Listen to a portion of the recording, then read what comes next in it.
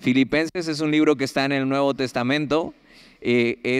Vamos a hablar un poco ahorita de qué es esto y por qué se llama así, pero está en el Nuevo Testamento. Entonces, después de los evangelios, que son Mateo, Marcos, Lucas, Juan, vas a tener Hechos, vas a tener Romanos, y vas a seguir avanzando y vas a encontrar más cartas. Y si estás en Colosenses, ya te pasaste, es atrás de Colosenses. Y si no entiendes cómo, al principio la Biblia trae un índice y trae el número de página, y ahí vas a poder encontrar Filipenses. Si no tienes una Biblia, te vamos a pedir que levantes tu mano y te vamos a prestar una Biblia para que puedas seguir el estudio con nosotros. Aunque realmente, aunque vamos a abrir la Biblia, vas a ver que vamos a ver algo muy, muy pequeñito de la Biblia, porque primero quiero darte todo el contexto de Filipenses.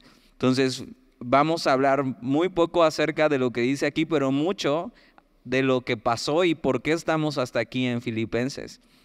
Y hace más de un año estudiamos Hechos, y en Hechos encontramos a Pablo, que vamos a hablar un poco de quién es Pablo, quién era Pablo en estos tiempos, y qué es lo que había hecho en Filipos, qué es Filipenses y todo esto. Entonces, Filipenses capítulo 1, si te das cuenta, comienza diciendo: Pablo y Timoteo, siervos de Jesucristo.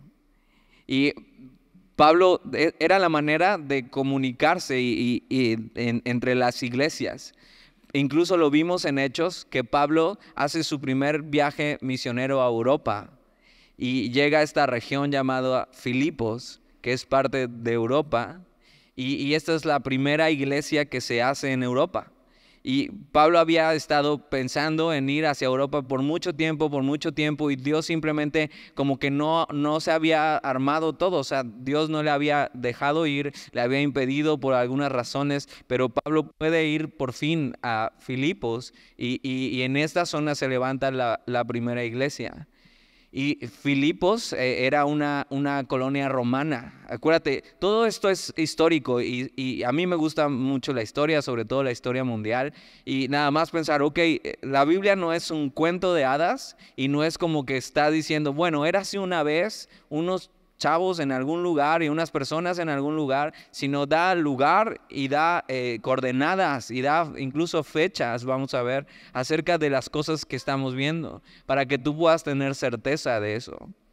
Y vimos en Hechos, cuando Pablo, Dios le permite ir a Europa y hace este viaje misionero. Y Filipos era una colonia romana. O sea, Roma era el imperio mundial. O sea, todo el mundo estaba bajo Roma como gobierno. Y Filipos había sido una ciudad donde muchos antiguos generales se habían ido a vivir ahí. Entonces tenía ya como mucha gente realmente romana viviendo ahí, pero es la primera iglesia que funda Pablo en Europa. Y algo de lo que pasaba aquí es que, por ejemplo, como ya estaba muy hacia arriba, ya no había muchos judíos que vivieran ahí. Y antes, en este tiempo, cuando lo que se hacía y los judíos hacían eran las sinagogas, que era muy parecido a lo que hacemos hoy, que era reunirnos, abrir la Biblia y eso, pero no podías reunir o abrir una sinagoga si no había por lo menos cierto número de personas judías.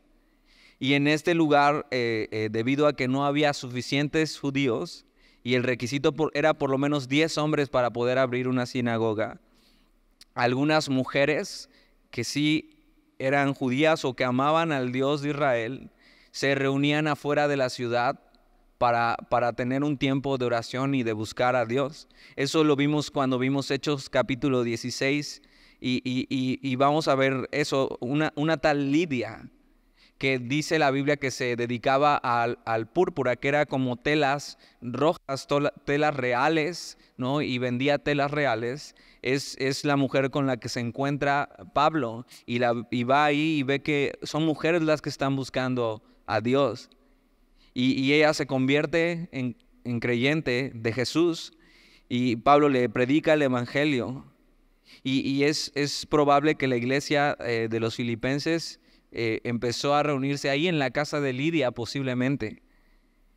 Ahora, la posición de esta carta es que Pablo la escribe desde la cárcel.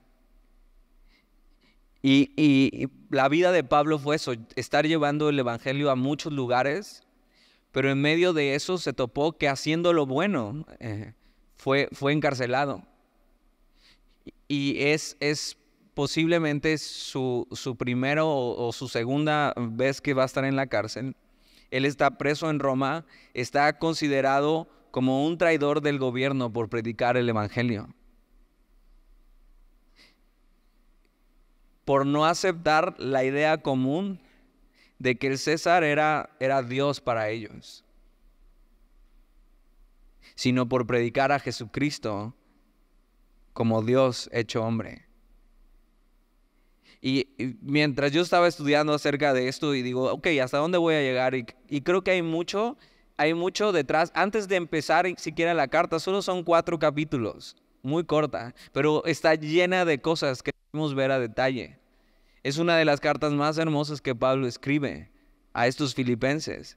Pero piensa esto y tienes que saber el contexto, por qué Pablo escribe esto y desde dónde lo escribe.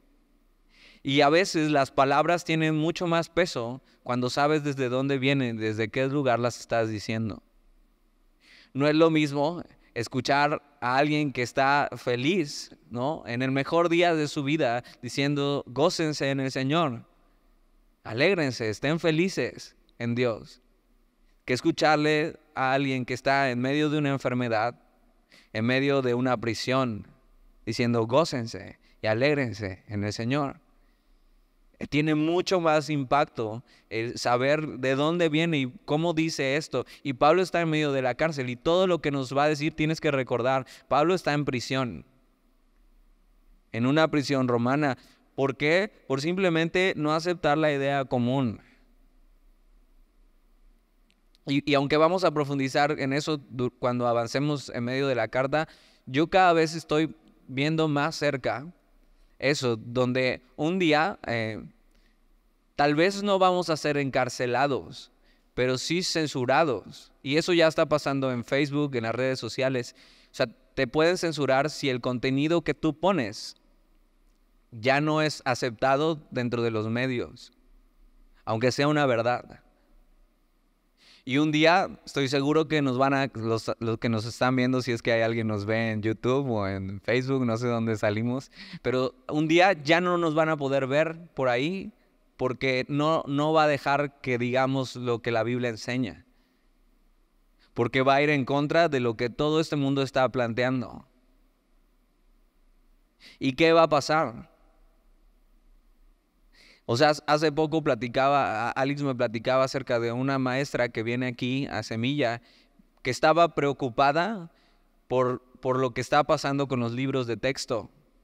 Y dice, o sea, ¿qué voy a hacer? O sea, ¿les voy a enseñar a los niños lo que los libros enseñan? Y esa es una buena pregunta. O sea, ¿qué vas a hacer? Es tu trabajo, pero al mismo tiempo va totalmente en contra de lo que es la verdad y totalmente en contra de lo que es Dios. Y tal vez tú y yo estamos viviendo nuestra vida muy normal y todo bien, pero no estás viendo lo que viene delante. Y no estás preparado para recibir el golpe que viene. Y tienes que estar preparado para eso.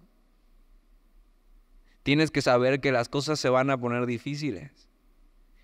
Y que un día, a lo mejor no, espero que nadie caiga en la cárcel aquí por predicar el evangelio, pero un día te vas a sentir así, que no puedes decir, ¿no? Y que te están impidiendo decir lo que tienes que decir.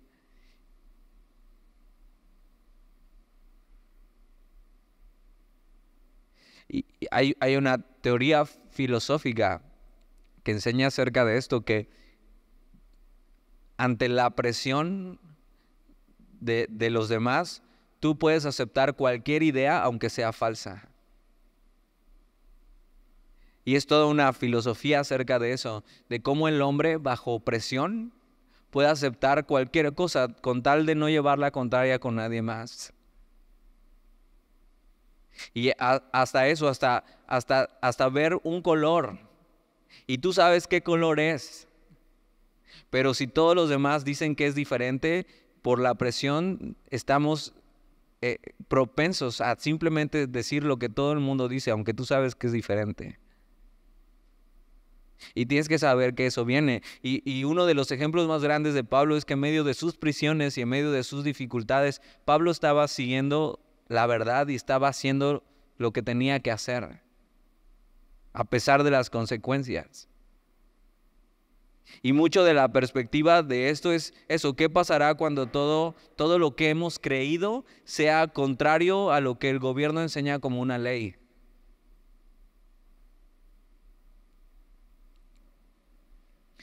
Desde este punto, Pablo escribe esta carta para animar a los que están libres. Y hoy, gracias a Dios, todavía somos libres de hacer esto y de reunirnos y de hablar de Dios. Pero quiere eso, darnos una perspectiva de lo que viene y cómo enfrentarnos a las realidades de un mundo caído y cada vez más oscuro. Y por eso decidimos ponerle la serie así, Resplandece.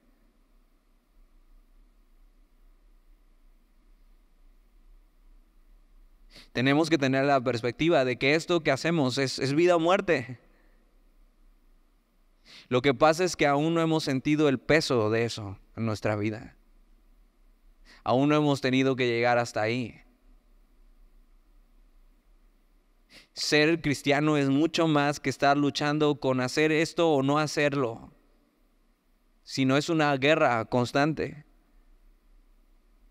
Y piensa esto: hemos sido reclutados por el ejército de Dios para pelear esta guerra. Y es como si viviéramos infiltrados en medio de esta sociedad y tenemos una misión que llevar a cabo. Igual y suena muy fantasioso para ti, pero igual de esa manera podemos ayudarnos a entender de qué se trata esto. Por eso sí es Luis cuando, tratar de hablarle a una Inglaterra que se decía cristiana y simplemente no entendía nada y no seguían a Dios. O sea, ya nadie entendía y él iba a las universidades a debatir y a enseñar quién era Dios, y simplemente un día dice ya, o sea, nada más no entiende y se dedica a hacer libros para niños. Y entonces tiene los libros de Narnia. A ver si así, o sea, aunque sea como fantasía, pueden entender un poco más acerca del Evangelio, acerca de quién es Dios. Y entonces la carta comienza así: Pablo y Timoteo. ¿Quiénes eran Pablo y Timoteo? Y Pablo era un apasionado por hacer la obra de Dios. Él entiende bien el concepto de haber sido enemigo de Dios y de ser reconciliado con Él. Algo que muchos no entienden. Y a veces el problema que yo veo con chavos que han crecido en la iglesia es que piensan eso: ok, yo nunca he cargado una bandera en contra de Dios, o sea, yo nunca me he rebelado realmente contra Dios, o sea, yo nunca he sido realmente tan malo como los demás. Yo nunca he hecho una manifestación fuera Dios de mi vida, no, nunca he hecho un desfile en contra de Dios, o sea, nunca me he rebelado como enemigo de Dios. Pero acabamos de ver en Génesis, tú y yo nacimos siendo enemigos de Dios. Ese es el resultado de la caída del hombre. No tienes que sacar una bandera diciendo, no, pues yo con Dios nada. No, tú en el momento que naces, por la caída del hombre, tú ya naces como enemigo de Dios.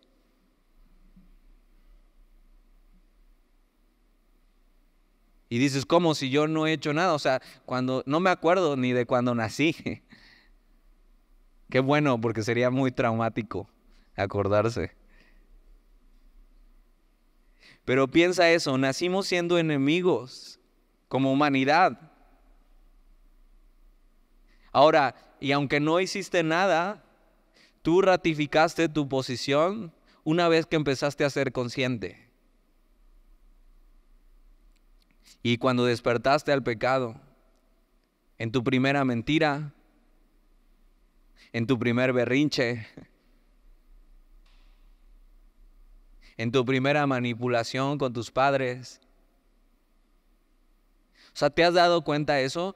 O sea, los niños van creciendo y si tienen niños alrededor, hermanos chiquitos, sobrinos, o sea, nadie les enseña a cómo tienen que mentir, cómo tienen que hacer berrinche, cómo tienen que manipular.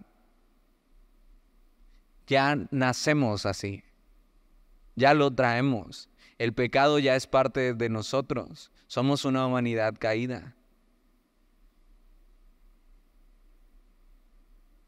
Y entonces, aunque tú naces y dices, yo no he hecho nada para ser enemigo de Dios, bueno, tu primer acto lo ratifica, que eres un pecador y que estás separado de la gloria de Dios.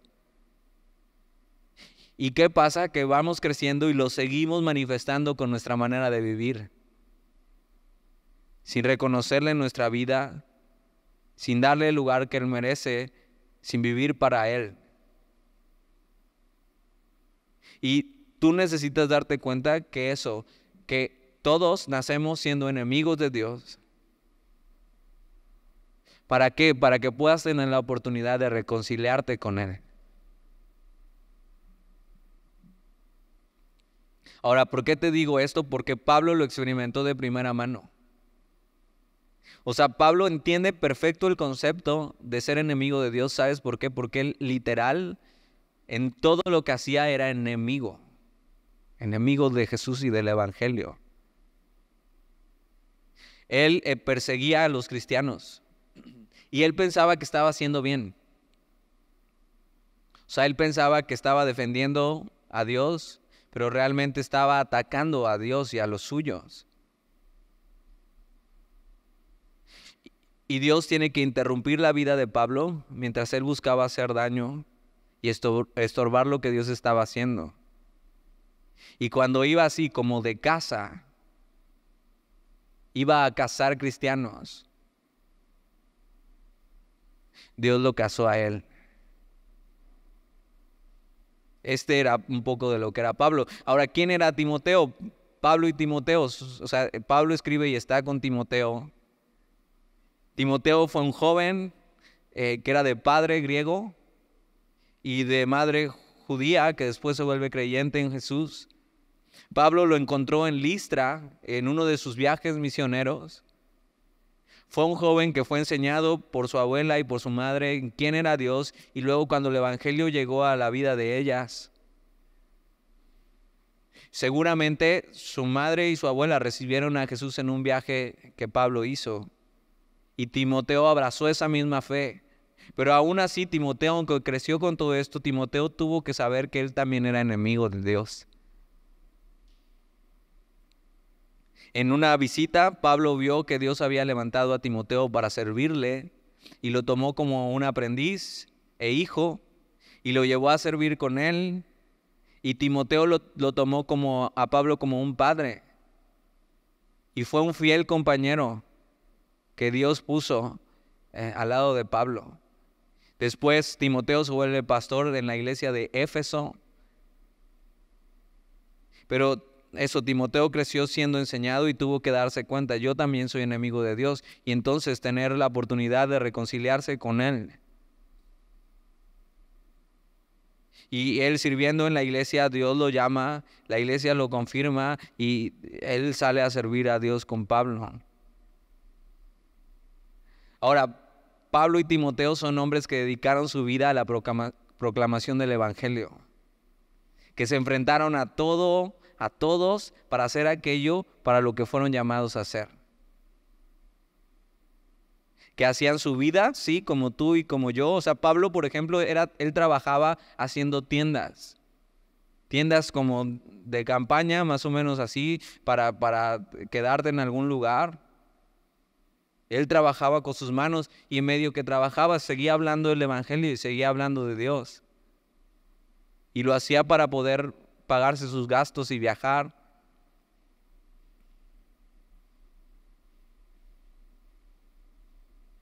Y este hombre hacía su vida, pero en medio de eso, todo lo que hacía era para dar gloria a Dios.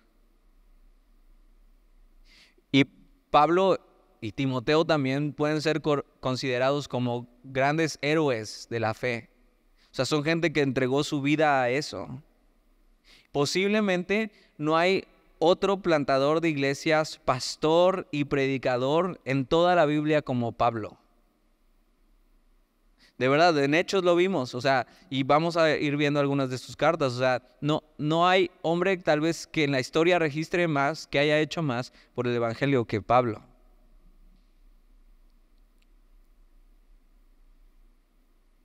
Pero él no era una celebridad. Tienes que entender que el tiempo era totalmente distinto al que vivimos hoy. No había una industria cristiana como hoy la hay.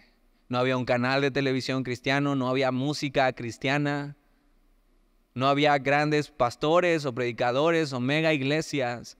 Todo eso no existía.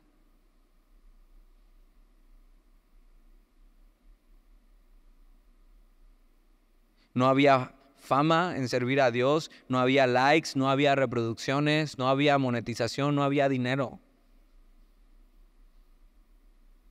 Solamente había un genuino deseo de ser fiel a Dios y de hablar de la tan grande salvación que habían recibido. Ahora, si Pablo hubiera vivido en nuestra época, yo creo que jamás hubiera tenido reconocimiento. Jamás tú y yo lo hubiéramos visto en la tele, en videos de YouTube. Jamás habrías escuchado una predicación de él y jamás hubieras ido a un congreso o una conferencia donde él hubiera estado. Algunos historiadores dicen que Pablo posiblemente era una persona no muy carismática. O sea, no era un líder carismático. No era alguien con que podías hablar de cualquier cosa y te acercaba y te saludaba. ¿Qué onda? ¿Cómo estás? O sea, no era así. Posiblemente era una persona muy rígida. No solamente, sino era una persona de baja estatura, ¿no? Como yo,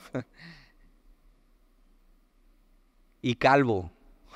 Yo no estoy calvo, sí, todavía. Nada atractivo.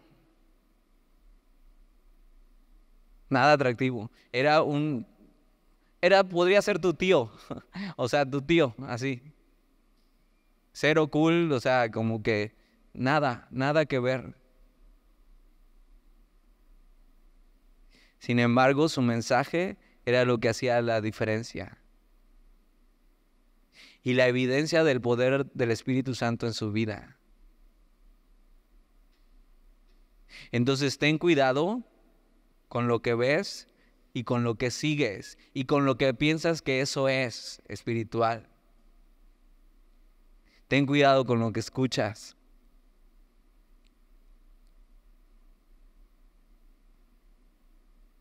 Aún así, con que en ese tiempo la gente pudiera incluso considerarlo un gran predicador, un gran pastor, aunque lo vieran así, él ¿sabes cómo se consideraba? Capítulo 1, versículo 1. Pablo y Timoteo, siervos de Jesucristo. Y en esta presentación nos vamos a quedar. La palabra siervo, ¿sabes qué quiere decir? Esclavo.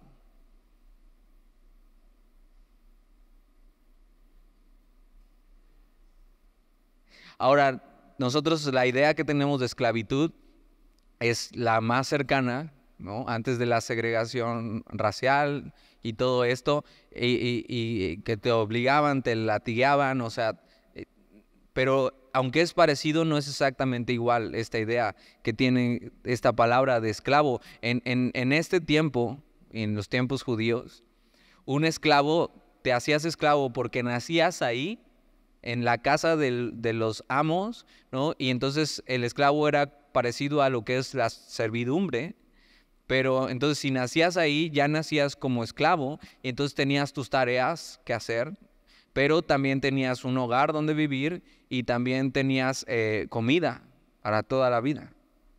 Entonces era parte de eso. Ahora, podría pasar otra cuestión, que tú te tuvieras que hacer esclavo de alguien porque tenías una deuda. Entonces de repente te metías en muchos problemas, ya no te alcanzaba el dinero, no tenías cómo mantener a tu familia. Entonces decías, oye, ¿me puedes aceptar? Puedo trabajar contigo como esclavo. Y entonces era un acuerdo mutuo donde trabajabas ciertos años, sí, como esclavo, ¿no? O sea, totalmente a disposición del patrón, del amo, pero tenías tus derechos y tenías comida, y cuando cumplías tu tiempo de esclavo, tú podías llegar y decir, ok, he cumplido mi tiempo, ya pagué mi deuda, puedo irme. Pero esta implicación de hablar como esclavo va mucho más allá que eso. Tiene una idea de hacerse esclavo voluntariamente o esclavo por amor. Dices, ¿cómo es eso? Bueno, pues cuando te enamores la primera vez, te vas a ser esclavo de alguien. Pero piensa esto, solo alguien que se sabe que era enemigo de Dios y que ha sido reconciliado con Él, puede ahora voluntariamente, después de que Él nos ha hecho libres, encontrar una mejor manera de vivir. Entonces pasaba esto, que si tú eras esclavo y ya habías cumplido tu deuda, decías, patroncito, o sea, ya quedó, pero sabes que no me quiero ir. Has sido tan buen amo. Me has tratado tan bien, tienes tanto para mí, o sea, que ¿cómo me voy a ir? Y entonces pasaba algo, para poder hacer este nuevo tratado, el esclavo tenía que ponerse en la puerta, y junto con la puerta lo aplastaban y le ponían como un tipo de arete, de grapa. Y eso le decía a toda la comunidad y a todos los demás, este hombre sí sigue siendo un esclavo, pero él ya fue libre y por amor decidió quedarse y servir. Y tiene esta idea cuando dice esclavo. Pablo entiende que él era enemigo de Dios y tenía una gran deuda con él. Y que Dios, en vez de destruirle por esta gran deuda, Él le recibe a misericordia a través de Jesús. Y Pablo eso, no entiende otra mejor manera, no de pagarle, porque no alcanzaría, de vivir, más que viviendo para su amo, para un propósito mayor, siendo un esclavo por amor. Ahora, si te das cuenta, no hay fama en eso, no hay gloria en ser llamado esclavo.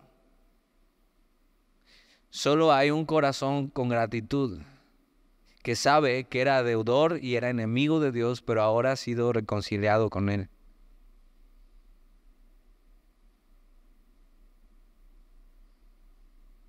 Y era eso, una mejor manera de vivir era sirviendo a Dios, teniendo un corazón agradecido. Y para mí es muy importante de que antes que abordemos toda la carta, entiendas quién escribe, dónde estaba cuando escribió y cuál era su historia para poder decir lo que va a decir.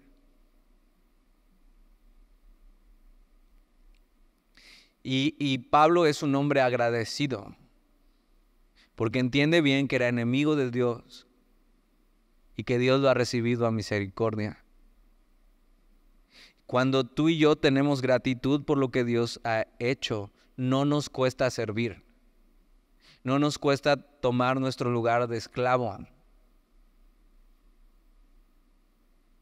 Cuando tú y yo entendemos lo que Dios ha hecho por nosotros, no es una carga. Aunque sí desgasta, servir a Dios no es una carga. No es una imposición. No es como, bueno, pues te estoy diciendo que hagas esto y eso. No es una posición que tú decides aceptar y tomar. No sirvo porque me dicen, sino porque mi posición es esa, ser siervo, esclavo. Por eso sirvo. Yo voluntariamente, por gratitud, quiero servirle por lo que Él ha hecho. Ahora, hablando de esto, y yo he visto dos tipos de jóvenes, a lo mejor hay más, pero de lo que yo he observado hay dos tipos de jóvenes. Uno es el que quiere servir en todo, ¿no? Y se emociona y empieza sí, yo voy a hacer esto y ¿qué te ayudo? Y se anota para servir aquí, se anota para servir allá. Y el otro tipo de joven es el que no quiere servir en nada. ¿De cuál tipo eres? No me tienes que responder, pero piénsalo. Si eres de los que les gusta servir en todo, a lo mejor lo que tienes que hacer hoy es reconsiderar las motivaciones de tu corazón para hacerlo. Porque he visto muchísimas veces jóvenes que empiezan con todo y se emocionan y se inflan, pero si esa emoción llega un momento donde eso se desinfla y ya no los vuelves a ver.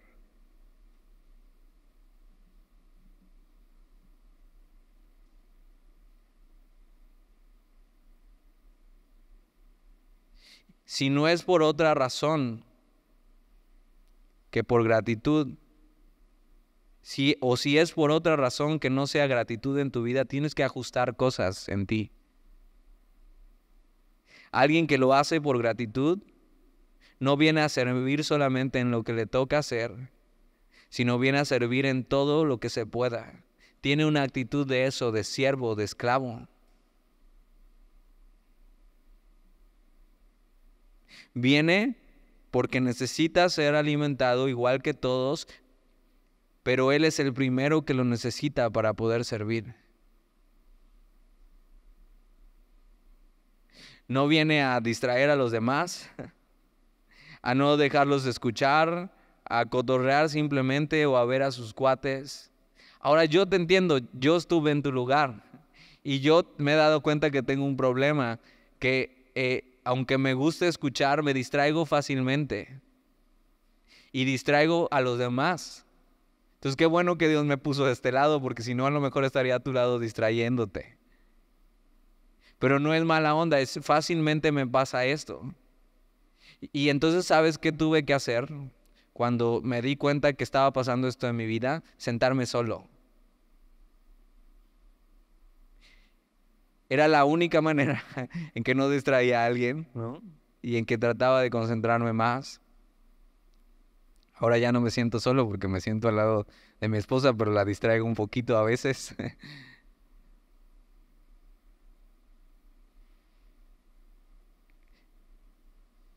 Te entiendo, pero alguien que tiene gratitud en su corazón y entiende que era enemigo de Dios y que ahora es amigo de Dios por Jesús, tiene gratitud para servir, para hacer eso, un esclavo.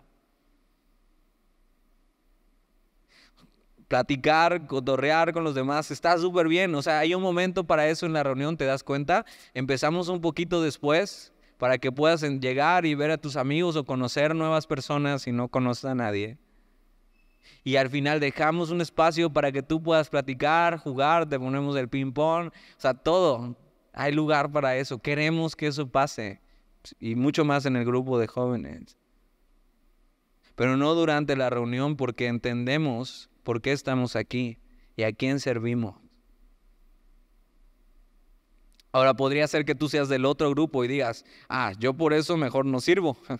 O sea, para que me estén regañando porque me distraigo y porque hago esto, mejor no sirvo en nada. Pero aunque servir no te hace más espiritual, una persona que ha entendido lo que Jesús ha hecho por él, una de esas consecuencias es un corazón agradecido y por lo tanto voluntariamente quiere ponerse a su servicio. Y entonces, si tú eres del otro grupo de personas, es una buena oportunidad para que revises en tu corazón si realmente has entendido quién es Jesús y lo que Él ha hecho por ti.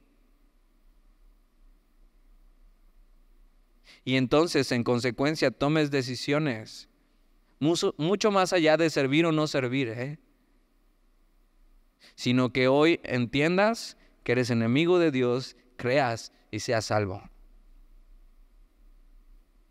Que puedas abrazar el evangelio que has escuchado una y otra vez. Y algo que he notado con el tiempo es eso: creces en la iglesia, has escuchado tantas veces que piensas que esto es real en tu vida, pero si no te has dado cuenta que no importa lo que hayas o no hayas hecho, eres enemigo de Dios y entonces necesitas salvación. Entonces, si no haces eso, tu vida no va a cambiar.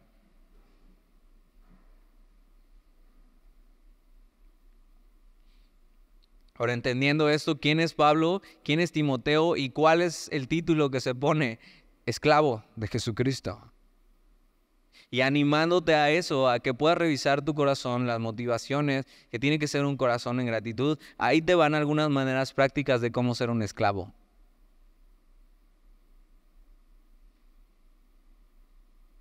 Ahora, los que tienen hermanos mayores ya saben lo que es ser un esclavo. Te mandan a la tienda, te mandan por el refresco, por las tortillas, por sus cosas.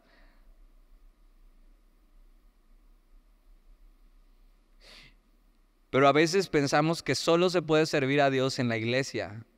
Y claro, la iglesia es un gran lugar para servir, es un gran lugar para ser esclavo de Jesucristo. Pero me he dado cuenta de esto, que es más fácil, pero no más importante que hacerlo en cualquier otro lado de nuestra vida. Va mucho más allá de la iglesia servir. Pero sí me he dado cuenta de eso. A mí me es más fácil ser esclavo de Jesucristo en la iglesia que, por ejemplo, en mi casa.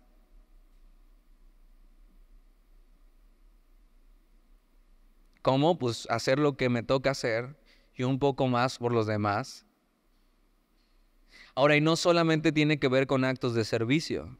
Hacer tu cama, recoger tus calzones sucios, lavar los trastes. O sea, eso ni siquiera es con ser, no tiene nada que ver con ser esclavo, tiene que ver con ser limpio. Con no ser cochino. Es lo mínimo. Pero pensaba en esto, puede ser que haya gente aquí que tiene empleados domésticos en su casa, entonces nunca ha lavado un traste. No tiene nada de malo eso. Y entonces, ¿cómo podríamos decir que es servicio? Porque si pensamos que servicio es simplemente hacer este tipo de cosas, que está bien que las aprendas a hacer y que las hagas y que tomes responsabilidad, pero entonces si alguien tiene empleados, ya no podría servir en casa. Y no, hay muchas más maneras de servir. Pero la actitud de un esclavo es siempre estar dispuesto a servir en lo que haga falta. ¿Y para quién? Para Jesús. Y ahora, a Jesús no le podemos ver, pero ¿sabes a quién sí podemos ver? A nuestros prójimos, a tu familia, a quien vive contigo o con quien trabajas o con quien estudias. Y ahí se ve cómo ser siervo de Jesús. ¿Alguna vez te has detenido en tu vida? ¿Has hecho un pequeño parón en tu pequeño mundo donde vives atrapado muchas veces? Para preguntarle a tus hermanos de sangre, los que viven en tu casa, oye, ¿cómo estás? ¿Hay algo que pueda hacer u orar por ti? Y pues decir, Dani, eso es demasiado meloso para hablarle a mi hermano. O sea, ¿cómo le voy a decir eso? Y más si son entre hombres, entre varones. Entonces ahí te va otra opción. Puedes agarrar y decirle, oye tú, adoptado, ¿todo bien? ¿Quieres que ore algo por ti? Apúrate porque te quedan 5 segundos de amabilidad de mi parte.